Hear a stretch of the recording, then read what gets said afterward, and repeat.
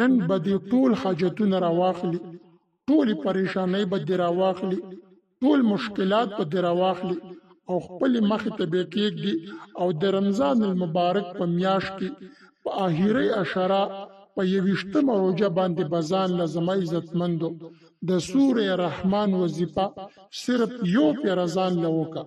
زما عزتمندو د دنیا په مخ کې د کوم د ټولو نه لوی حاجت دی او کوم حاجت کې نه پوره کیږي په آخري عشره زما عزتمندو په 21مه روژه باندې زمونږ چې څومره رونه دي، څومره خویندې دي، څومره میندې دي او کلونه تیر شو د دوی حاجتونه نه پوره کیږي، کلونه تیر شو مشکلات دې نه ختمیږي، پریشانی دې نه ختمیږي. د دنیا په مخ کې د کوم د ټول نه لوی حاجت دی هغه حاجت به د مخې ته کېږدي او په 21مه روژه په آخري عشره باندې به زما عزتمندو ځان له د سورې رحمان وظیفه صرف یو پیره ځان له وکړه. زما عزتمندو چې د څه قسم حاجت د پاره د وظیفه ته ځان لکې، د څه قسم مشکل د پاره د وظیفه ته ځان لکې، د څه قسم پریشانی د پاره د وظیفه ته ځان لکې. زما عزتمندو چې په کومه طریقه درته د وظیفه وښایم هم په هغه طریقې سره د وظیفه ځان له وکړه. ان شاء الله د دنیا په مخ کې کوم د ټولو نه لوی مشکل دی او کومه پریشانی ده زما عزتمندو الله رب العزت په د حاجت د داسې اړخ نه پوره کړي چې ستا په سوچ او تصور کې هم نه. زما عزتمندو زمونږ ډېر رونه، ډېرې خویندې، ډېرې میندې دا سوال کوي چې زمونږ وظایف نه قبلیږي، زمونږ دعاګانې نه قبلیږي، زمونږ حاجتونه نه پوره کیږي. زما عزتمندو د هغې مین وجه دا ده چې تاسو وظیفه چې په کومه طریقه درته وښودلی شي تاسو په هغې طریقې سره ونه کوئ، بیا زما عزتمندو ستاسو حاجت نه پوره کیږي، ستاسو وظایف نه قبلیږي. زما عزتمندو کله چې تاسو یو عمل ځان لکوي، لا یو وظیفه ځان لکوي، نو کوشش کوئ چې دا تاسو په اوداسه کې کوئ. زما عزتمندو چې تاسو یو دومره لوی حاجت دی او یو دومره لوی مشکل دی، یو لوی پریشانی ده، د هغې دپاره زما عزتمندو په خپل بدن کې، په خپل وجود کې لږ پاکوالی راوستل پکار دي. زما عزتمندو د دنیا سره رابطې ختمې، زما عزتمندو د خپل حاجت په زما عزتمندو خپلې مخې ته دی او په خپل زړه کې به دا تصور راولي چې زما حاجت نن پوره شو او چې ستا په خوا کې څومره خلک ناست دي هغوی ته به دا یو خواست کې چې لا وروره لا خورې د دې وظیفې دوران کې زما سره هېڅ قسم خبرې اترې ونه کړي. زما عزتمندو بیا ته ګوره چې الله رب العزت د دې وظیفې برکت سره ستا د حاجت څنګه پوره کوي. که د اولاد دپاره دی، که د کاروبار دپاره دی، که د رشتې دپاره دی، که د ښځې خاوند خپل منځ کې مینې محبت دپاره دی، په کور کې جنګ جګړې دي دغه شانتې پریشانو دپاره دی. زما عزتمندو د هر قسم جایز حاجت دپاره د سورې رحمان وظیفه صرف یو ورځ ځان له وکړه په 21مه روژه باندې په آخري عشره کې. زما عزتمندو د دې وظیفې یو څو شرایط دي هغه په خپل ځان کې راوله، بیا د وظیفه ځان له شروع کړه.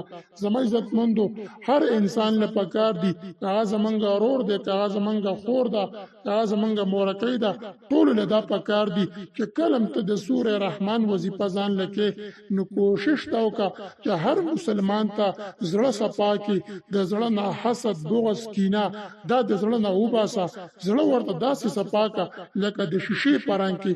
بیا زما عزتمندو چې کله ته دا وظیفه ځان لکې چې ستا دومره لوی حاجت دی او دومره لوی مشکل دی، ښایسته او 10 چاردام ولې په صحیح طریقې سره وکړه. بیا زما عزتمندو په دې خپل حاجت دپاره ځان له د ورځې په سهیصه کې دغه شانتې یو 2 رکعته نفل د خپل حاجت دپاره ځان له 2 رکعته نفل لمونځ وکړه. بیا زما عزتمندو په خپل ځای باندې کښېنه او دغه شانتې یو 100 کرته استغفار ځان له ووایه. زما عزتمندو دا چې 100 کرته استغفار ته ووایې او د 2 رکعته نفل لمونځ ځان له وکړې، په خپلو ګناهونو باندې استغفار ووایې. زما عزتمندو ځکه چې انسان کمزوره دی، د انسان نه واړه ګناهونه هم کېږي، د انسان نه غټ ګناهونه هم کېږي، انسان د سترګو نه، د خپو نه، د لاسونو نه کله چې ته په خپلو ګناهونو باندې توبه استغفار شوې و دا انسان داسې پاک شو لکه چې د مور نه ماشوم پیدا شي او دا ګناه کړی نه. زما عزتمندو بس د دینه پس تا په خپل وجود کې پاکواله راوستو، تا په خپل بدن کې پاکواله راوستو، ته وظیفې لپاره تیار شوې. اوس زما عزتمندو د دنیا د ذهن نه به د دنیا سوچونه، د دنیا فکرونه، د دنیا غمونه د ذهن نه به دا وباسي، د خپل رب سره به رابطه شروع کړي. او دغه شانتي کو په خوا کې د څوک ناست وي هغوی ته به ووایي چې لا زوره لا خورې د دې وظیفې دوران کې زما خواله مه راځه، او په خاموشۍ ځای کې به کښېنې او اودس چاردام به ښکلې پسې طریقې سره وکړي. بیا به زما عزتمندو 3 کرتا لا 11 کرتا درود ابراهیم وایا. د هغې نه پس سوره رحمان درته په یاد وي، ډیره بهتره ده. او په یاد درته نه یاد قران مجید کې راواړه او دغه شانتي درود ابراهیم ته مخکې وایا، او صرف یو کرت یو پیر زما عزتمندو سوره رحمان وایا په استقامت په قلار باندې. اخره کې بیا 3 کرتا لا 11 کرتا درود ابراهیم بیا وایا. دغه شانتي زما عزتمندو چې کړ دې دا ویلو او په خپل تصور کې حاجت ځان ته ودروا او دا سی وای چې زما حاجت نن پوره شو، زما مشکل نن ختم شو. زما عزتمندو بیا دا شانتي دا خپل حاجت د پاره یو دوه واړه. زما عزتمندو زمونږ ډېر رونه ډېر خويندې میاندې داسې نو امیدي غونډه اکثر وکي چې زمونږ حاجت خو پوره نه شو او دا څنګه چل دی او دا خبرې شروع کی. زما عزتمندو دا انسان ګناه لخته او باسي. ځکه زما عزتمندو امیدي به منګه نه کو. دا پتا سو چې کوم حاجت راغله، تاسو چې کوم مشکل ده، کوم پریشانی ده، دا در باندې الله رب العزت د لخنه امتحان راغلی.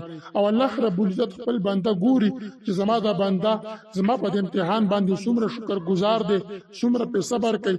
زما عزتمندو کله چې یو انسان د الله رب العزت په امتحان باندې شکر گزار وسی او شکریا پیدا کی چې یا الله زمستاد زما چې دا کوم حاجت ده، دا زما چې کوم مشکل ده، زما چې کوم پریشانی ده، یا الله در باندې ستاسو الله امتحان راغلی دی. یا الله ستاسو امتحان باندې شکر گزار ما، یا الله زما د حاجت پته پوره کې. پس زما عزتمندو الله رب العزت په دې باندې ډیر زیات خوشاليږي. زما عزتمندو د سوره رحمان وظیفه په خپل ځان لوکي او نور مسلمانانو ته د ثواب او نیت سره مخکې ورسوي.